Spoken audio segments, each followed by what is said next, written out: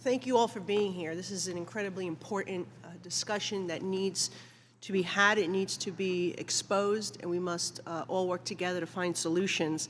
I find it incredibly disturbing, disheartening, heartbreaking to see the anti-Semitism that is occurring right here in this country, in the United States of America, full on display. And you know what? It's college campuses, but it's larger than that. I mean, we're seeing it. Institutions that were respected, right? The United Nations, for example, Congress, colleges and universities. We have to work together to figure out, but we need to have, as you mentioned, a definition, parameters, and solutions.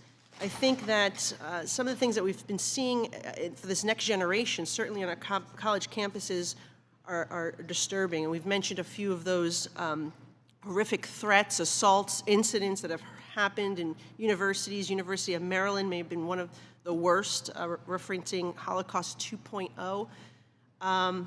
But some happening in my own state of New York, unfortunately too many of it. Cornell University, thank you for coming today and your bravery to speak. You are very impressive, and I imagine we're going to see great things from you in the future. But looking at what happened at Columbia University when an Israeli student was attacked outside the library, hundreds of professors signing a letter supporting Hamas's terror. NYU, Cooper Union, Jewish students had to be locked in a library for their own safety. We can go on, and one of the worst examples that didn't happen after October 7th, but before, was at City University of New York.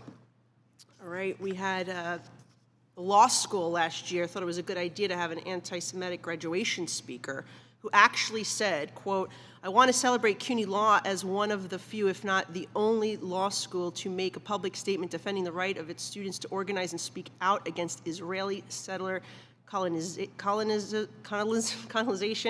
This is the law school that passed and endorsed BDS on the student and faculty level, recognizing that absent a critical imperialism settler colony lens, our work and this school's mission statement is void of value." I mean, this is what they're saying at graduations at our college universities. So the answer, what is the answer? We talked about some solutions today. I would like to know, I mean, do you think we should be, first of all, we have to define it, right? And then you mentioned the IHRA definition. I've actually just sponsored legislation that would require the Department of Education, require these universities to follow that definition, because we need to have parameters, right?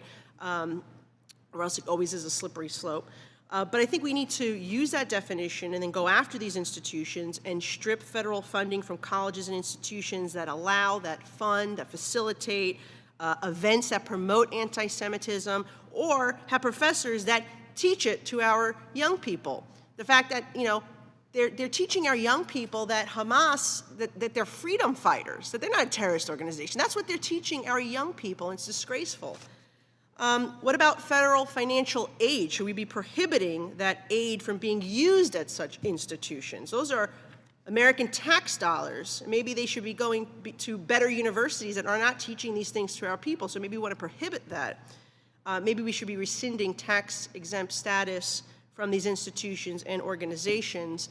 And maybe we should be looking to see if these are any foreign students that have a student visa, maybe it should be revoked if they are participating in this anti-Semitism on our college campuses. Would love to hear your responses to those 4 ideas, and we'll start with you, Ms. Dror. Like I said before, I'm not a legal policy expert, so I'm going to defer to the actual legal policy experts, but I'm... Mr. Lehman. Yeah, thank you. As we've been discussing, Title VI enforcement does actually invoke several of those remedies in terms of financial penalty. That has to be a part of the equation. Let's use what we have available.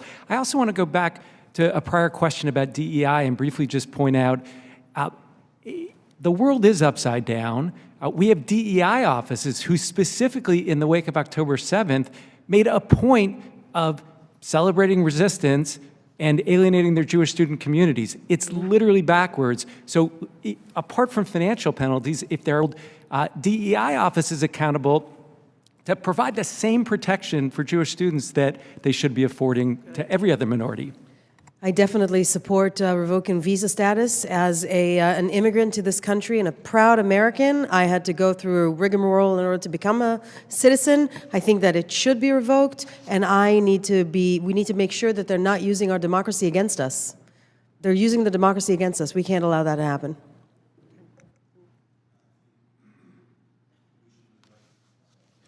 We should do as much as we can.